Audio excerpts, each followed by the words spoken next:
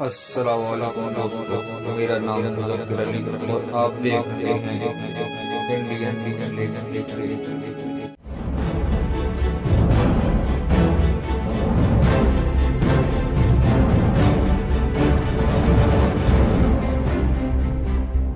اسلام کی تاریخ میں کچھ لوگ ایسے گزرے ہیں جن کا نام رہتی دنیا تک قائم رہے گا۔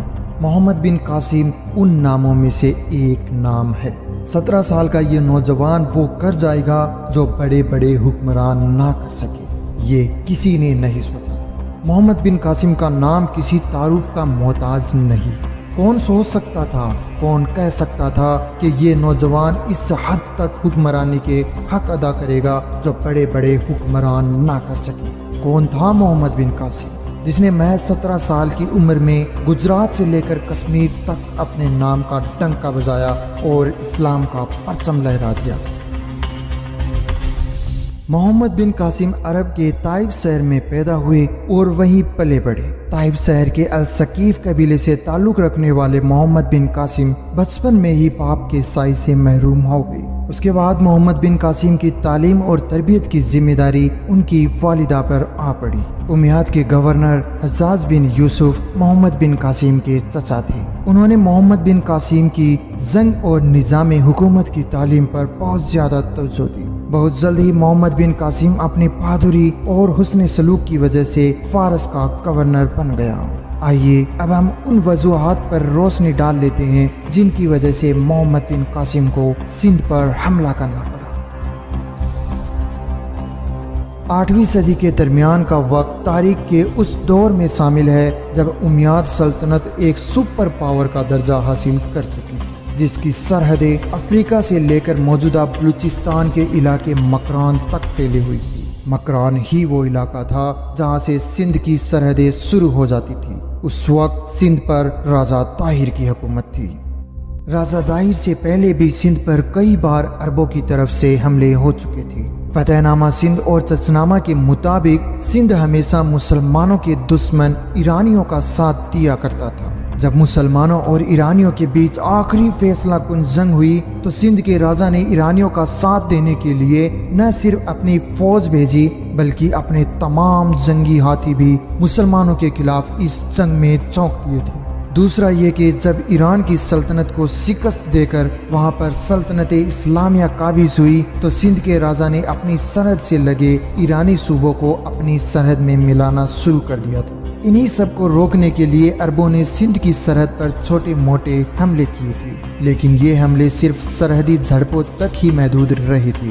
انہیں بڑی فوجی مہمات یا لشکر کشی نہیں کہا جا سکتا تھا۔ لیکن جب راجہ طاہر سندھ کی گدی پر بیٹھا تو اس نے کچھ ایسے کام کر دیے جن سے نہ صرف اسلامی خلیفہ ناراض ہوئے بلکہ سندھ پر بھی بڑا حملہ کرنے کے لیے مجبور ہو گئے۔ فتح نامہ سندھ اور چچنامہ کے مطابق راجہ طاہر نے امیاد سلطنت کے ایک دشمن عرب جنگجو سردار محمد الافی اور اس کے 500 ساتھیوں کو پناہ دے دی جو ایک طاقتور ہمسایہ ریاست کو چیلنج کرنے والا تھا۔ دوسرا یہ کہ سندھ کے بندرگاہ دیبل پر سری لنکا کے 8 بحری جہازوں کو راجہ طاہر کے سینکوں نے لوٹ لیا تھا۔ ان جہازوں میں سری لنکا کے راجا نے اسلامی خلیفہ اور عراق کے گورنر حجاج بن یوسف کے لیے تحفے بھیجے تھے۔ ساتھ ہی ان جہازوں میں مسلمان سوداگروں کی بیوہ عورتیں اور یتیم بچے بھی تھے۔ راجہ طاہر کے ڈاکوؤں نے ان جہازوں میں بری طرح لوٹ مار مچا دی اور سارا سامان لوٹ کر بیوہ عورتوں اور بچوں کو دیبل کی جیل میں بند کر دیا تھا۔ جب ان جہازوں سے بچ جانے والے کچھ لوگوں نے عراق کے گورنر حجاج بن یوسف کو سارا واقعہ بتایا تو حجاج نے ایک قاصد کے ذریعے پیغام بھجوایا اور مسلمان قیدیوں کو رہا کرنے اور سارا سامان واپس کرنے کی درخواست کی، لیکن اس ظالم راجہ طاہر نے یہ جواب دیا کہ جہاز لوٹنے والے ہمارے سے نک نہیں تھے اور حجاج میں اتنی ہمت ہے تو خود آ کر اپنے لوگ اور سامان چھڑا لے۔ راجہ طاہر کا یہ ذلت آمیز جواب خلافت اسلامیہ کے لیے ایک ایسا کھلا چیلنج تھا جسے کوئی بھی خوددار حکومت گوارا نہیں کر سکتی تھی۔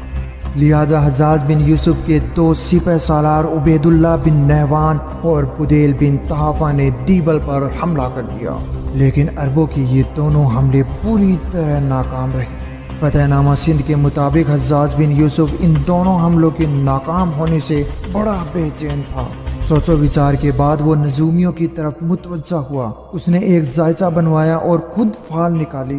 ذائچہ اور فال سے جو اشارے ملے ان کے مطابق سندھ کو ایک ہی شخص فتح کر سکتا تھا اور وہ تھا عماد الدین محمد بن قاسم۔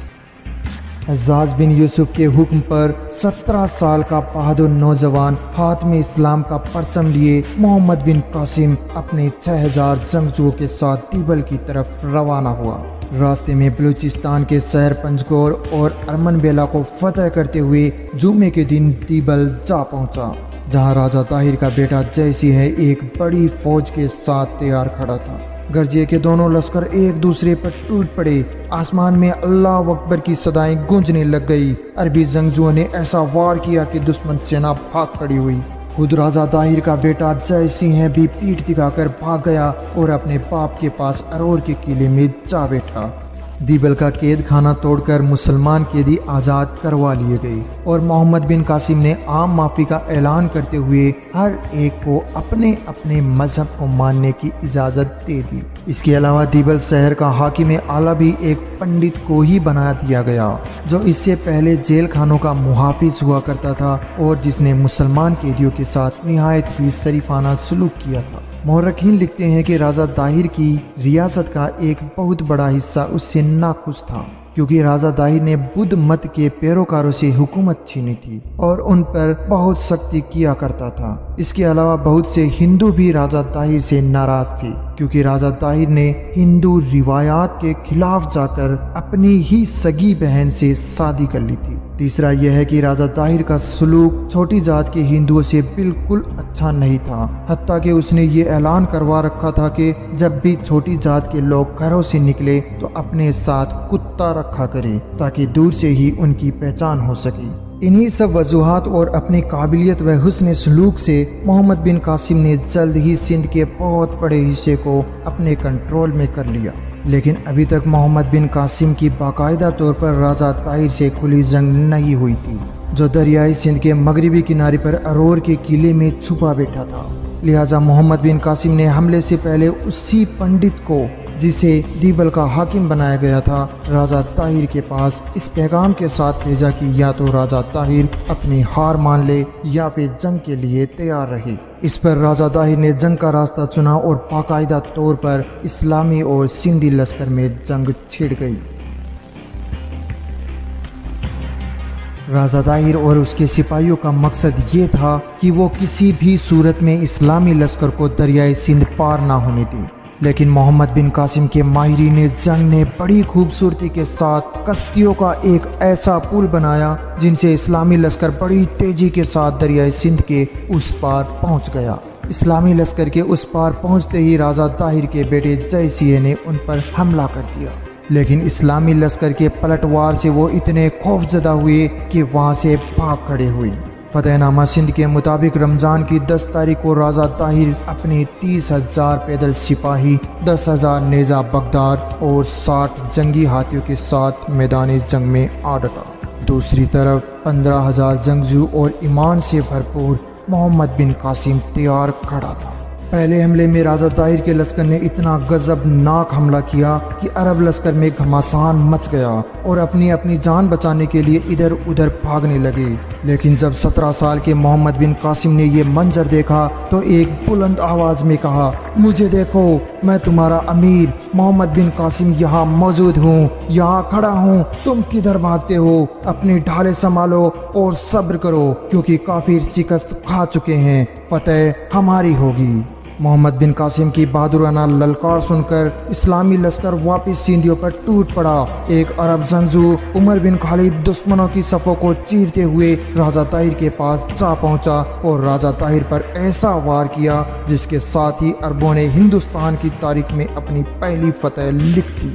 20 جون 712 کو ارور کی اس جنگ میں مسلمانوں کی فتح ہوئی اور فتح کے دوسرے دن ہی محمد بن قاسم نے عام دربار لگا کر یہ اعلان کروا دیا کہ سب کو اپنے اپنے مذہب ماننے اور عبادت کرنے کی مکمل آزادی ہوگی۔ ہندوؤں سے جزیہ نام سے معمولی سا ٹیکس لیا جائے گا، جبکہ مسلمانوں کو زکوٰۃ کے نام پر ٹیکس ادا کرنا ہوگا۔ اس کے بعد 1 سال کے اندر ہی محمد بن قاسم نے ملتان کا علاقہ بھی فتح کر لیا، جو اس کی آخری فتح ثابت ہوئی۔ اس کے بعد یہ بہادر سپہ سالار اور فتح حاصل نہیں کر سکا، کیونکہ امیہ سلطنت میں بہت ساری تبدیلیاں آ چکی تھی۔ ایک تو یہ کہ 714 عیسوی میں محمد بن قاسم کا سرپرست حجاج بن یوسف کا انتقال ہو گیا، جبکہ اگلے ہی برس 715 میں امیہ سلطنت خلیفہ ولید بن عبد الملک کی وفات پا گئی۔